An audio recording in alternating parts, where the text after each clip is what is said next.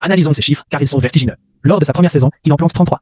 Il offre la Liga à Xavi, puis vient la saison 2023-2024, une année plus compliquée pour le collectif, où il termine à 26 unités. Beaucoup de journalistes commencent alors à parler de l'âge. Lewandowski est fini. Il est trop lent pour le jeu de transition. Mais Robert répond sur le terrain.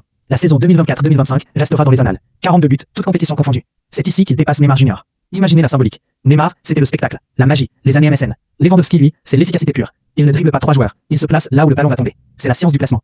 Il a également effacé Luis Enrique des tablettes. L'actuel coach du PSG était un buteur hargneux, un milieu offensif capable de tout.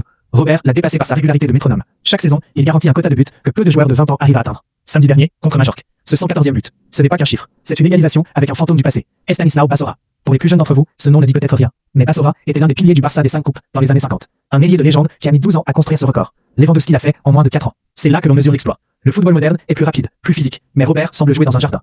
Entrer dans ce top 15, c'est s'asseoir à la table des intouchables. Devant lui, il ne reste que les géants. Samuel Eto'o, Luis Suarez, Laszlo Kubala et bien sûr, l'inaccessible Lionel Messi. Mais posez-vous la question, qui aurait cru qu'un joueur polonais, arrivant à la fin de sa carrière, deviendrait le visage du renouveau catalan? Il a redonné de la fierté à un peuple qui avait perdu son guide.